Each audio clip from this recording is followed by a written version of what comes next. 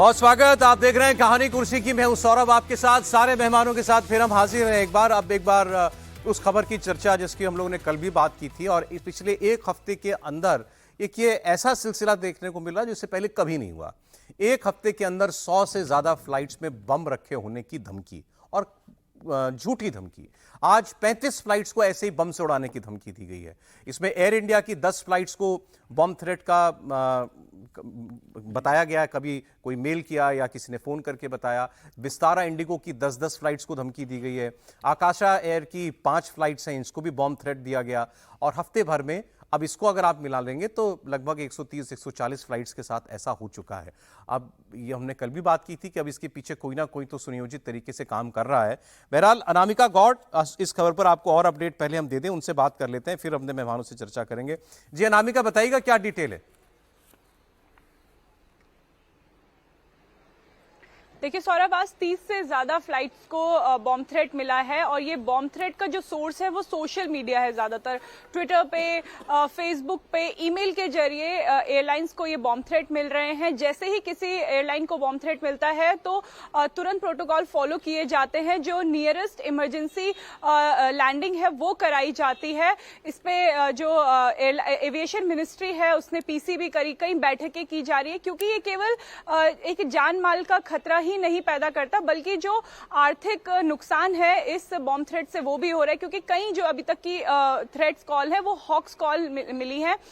करीबन करोड़ों का नुकसान एयरलाइंस को हो चुका है। इसको ध्यान में रखते हुए एविएशन मिनिस्ट्री ने ये भी कहा है कि आने वाले समय में सख्त कानून बनाया जाएगा ताकि जो ये हॉक्स कॉल दे रहा है उसके ऊपर एक्शन किया जाए। एक डर बने कि ऐसे काम नहीं करने हैं और जो रिकवरी है वो भी उसी इंसान से की जाएगी। आज एयर इंडिया की 10 फ्लाइट को बॉम्ब थ्रेट मिला, इंडिगो की 10 फ्लाइट को बॉम्ब थ्रेट मिला, विस्तारा की 10 फ्लाइट को बॉम्ब थ्रेट मिला और आकाशा की 5 फ्लाइट हैं उन्हें बॉम्ब थ्रेट मिला जिनकी इमरजेंसी लैंडिंग कराई गई।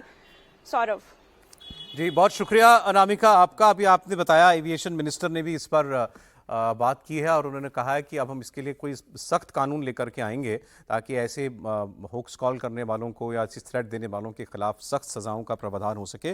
राम मोहन नायडू एविएशन मिनिस्टर, सुन लेते हैं उनको। So at multiple levels we have been having these meetings and everyone we have taken in suggestions, opinions of all of them, and from the ministry we have thought of some legislative action also if it is required, which direction should be moved in.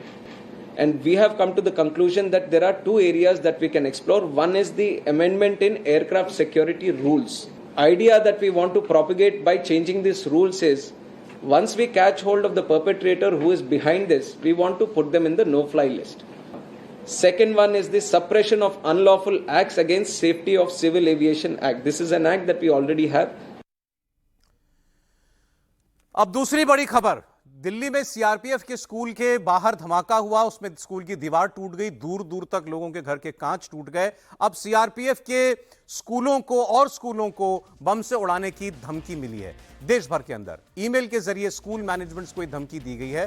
Delhi police ने भी CRPF स्कूलों के बाहर सुरक्षा बढ़ा दी गई है। तो देश भर में जहां जहां भी सीआरपीएफ के स्कूल हैं उनको बम से उड़ाने की धमकी दी गई है। अब जो कल जो संडे को जो धमाका हुआ था उसके तार खालिस्तानियों की तरफ जुड़ते हुए दिख रहे थे। इसके बारे में क्या अपडेट है? अभय पराशर जुड़ रहे हैं। अभय, ये तो बड़ा थ्रेट है।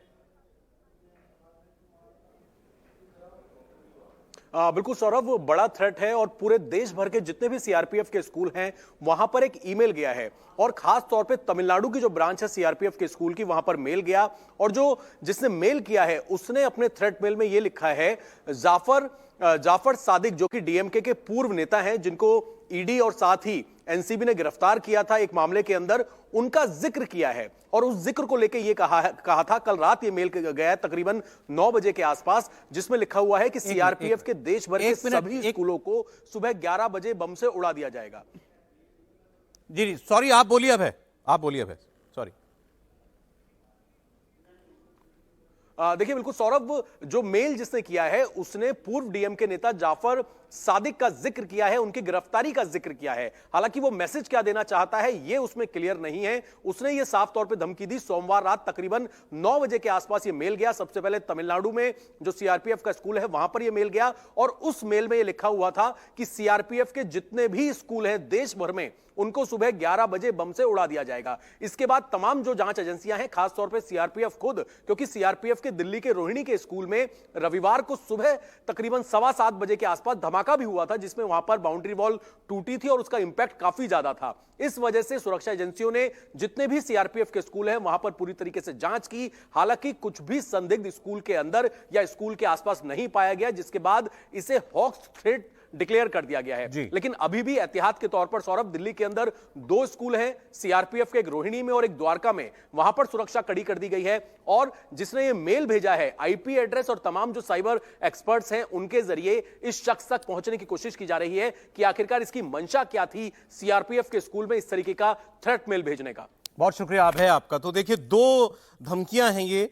एक तो हवाई जहाजों को बम से उड़ाने की धमकियां, जिसमें 30 नए जहाजों को और धमकी मिली, और ये 5 सीआरपीएफ के स्कूल्स हैं अलग अलग राज्यों में जिनको भी बम थ्रेट दिया गया है। अब ये एक साथ ये सारी चीजें होना, ये किस ओर इशारा है सर, क्या से समझे? मैं ये कह रहा हूँ कि भले ही ये इतने सारे 100 कॉल्स वहाँ पर हुए हैं फ्लाइट्स को लेकर और ये सीआरपीएफ को लेकर, आप इन्हें हॉक्स कॉल कहते हैं, लेकिन फिर भी इनको नॉन सीरियसली लेना मेरे को खतरनाक लगता है।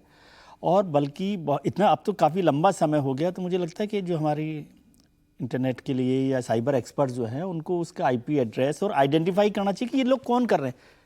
क्योंकि मुझे नहीं लगता कि केवल कोई सरफिरा आदमी एक कहीं पर कॉल कर रहा है, ऐसा नहीं है। कोई ना कोई कनेक्शन तो नहीं है, ऐसा एक सीरियस इशू है। और इसको आप हॉक्स कॉल के नाम पर कि नहीं कुछ भी नहीं हो रहा, रोजाना छोड़ देंगे और वो उसी दिन शायद कुछ हो जाए। इसलिए मुझे लग रहा है कि बहुत लंबे समय हो गया, इसमें काफ़ी वक्त हो गया। और हो सकता है सरकार जो होती है, हमारी इन्वेस्टिगेटिव एजेंसी जो है, इंटेलिजेंस एजेंसीज, वो आपको नहीं जानकारी दे रही, वो ज़रूर इस पर काम ही कर रही होंगी और उन्होंने हो सकता है कुछ लोगों को आइडेंटिफाई किया हो।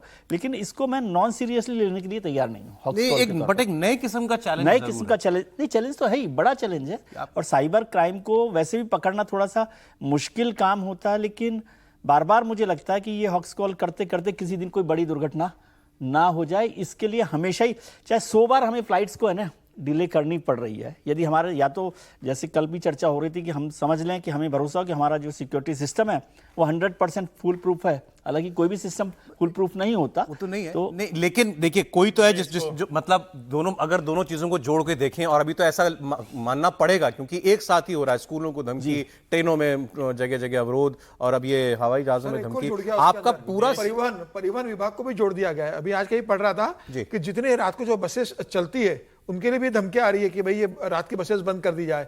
मतलब जो ट्रांसपोर्ट के जितने आवागमन है, चाहे ट्रेन हो, चाहे फ्लाइट हो, चाहे आपकी परिवहन हो, इसकी फाइनेंशियल इंप्लीकेशन अपनी जगह है कि हवाई जहाज को लैंड कराने में, बाकी सब में बहुत खर्चा आ जाता है, करोड़ों करोड़ों रुपए का नुकसान होता है, वो अलग है। आपका जो सिक्योरिटी एपरेटस है वो कितना तनाव में आ जाता है, वो टेंशन में। नहीं, सिक्योरिटी एपरेटस तनाव में आ जाता है। भारत सरकार ने इसको बहुत गंभीरता से लिया है। कल विदेश मंत्री डॉक्टर एस जयशंकर का एक बयान, उसको सुना जाना चाहिए और उसको सबको सुनना चाहिए। उन्होंने दोनों बातें कही है। एक तो ये कि हमको अपनी सुरक्षा करनी हो तो करनी। उन्होंने कहा, मान लीजिए इसी तरह से किसी और देश की एयरलाइंस किसी और के लिए इस तरह की चीजें हो और वो देश अस्त व्यस्त हो जाए। ये सामान्य बात उन्होंने नहीं कही है। ये बहुत सीधी सी बात है कि भारत में एक अलग किस्म की एनार्की क्रिएट करने की कोशिश हो रही है। अब इसमें दोनों ही चीजें होती हैं। कई बार आप जिसको कहते हैं ना, किसी एक को कहा अच्छा चलो कर दो भाई, अच्छा तुम ये एक फोन कॉल दे दो, तुमको 1 लाख रुपया दे दिया, या तुमको कुछ कर दिया, या तुम्हारी कोई मदद कर दी। एक तो ये कि इस पर कड़े से कड़ा कानून बनाना ही पड़ेगा। अगर कोई भी धमकी वाला इस तरह का कोई भी आता और वो गलत कर रहा है तो उसको 10 साल की जेल तो कम से कम करिए ही करिए। दिमाग तो ठीक होना चाहिए, क्योंकि कितने लोगों का जीवन तनाव में आ जाता है। आप एनएसए में भी उसको, आपने जो फॉरेन मिनिस्टर का स्टेटमेंट बताया, मतलब क्या मतलब निकालें? वो कह रहे हैं अगर कोई हमारे साथ कर सकता है तो हम भी पलट के कर सकते हैं। नहीं, वो ये कह रहे हैं कि अगर ऐसा हो तो आखिर दुनिया में आज जो बातें होती हैं कि आप किसी जो कमजोर देश है उसके यहां जो मजबूत देश हैं वो दुनिया भर की चीजें करते हैं। अभी प्रधानमंत्री नरेंद्र मोदी ने कल जो कहा, उन्होंने कहा कि हम आज, हमारे रिश्ते आज किसी के साथ टेकन फॉर ग्रांटेड नहीं है। यही शब्द उन्होंने कहा। उन्होंने कहा हमारे रिश्ते विश्वास की बुनियाद पर बनते हैं और उसके आगे जो उन्होंने कहा दुनिया अब इसे समझ रही है।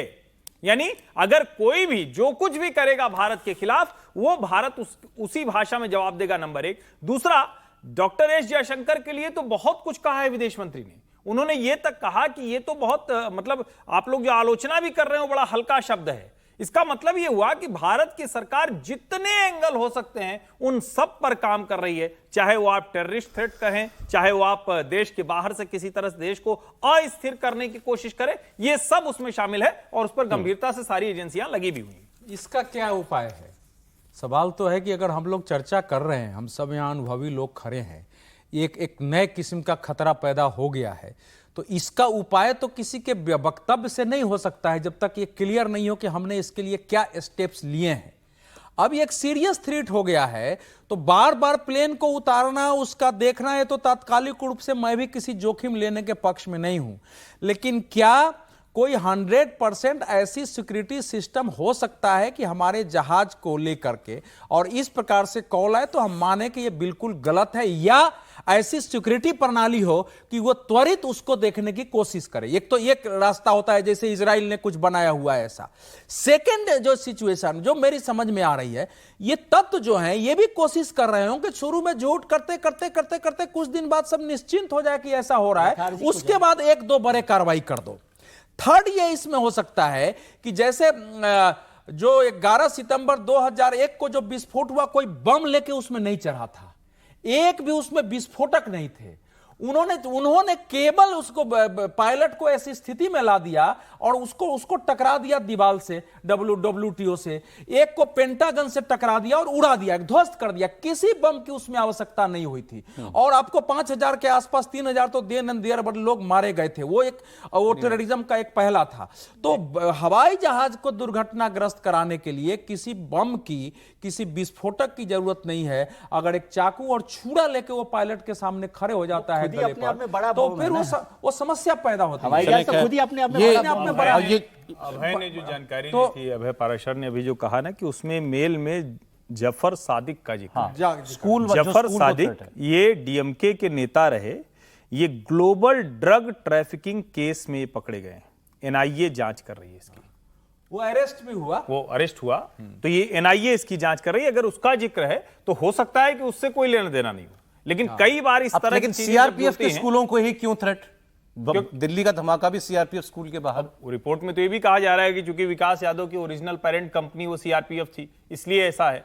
तो उसमें कई चीजें शामिल बताई जा रही, क्योंकि ये जो अमेरिका में जो पन्नू को मारने की जो एक मतलब एफबीआई की तरफ से जो कहा जा रहा है, तो उससे भी जोड़कर कहा जा रहा है। देखिए, पारामिलिट्री हमारे यहाँ के जो है आर्म्स पुलिस जिसके बारे में कहा जाता है, इंटरनल सिक्योरिटी से ज्यादातर फाइट में उसी को लगाया जाता है।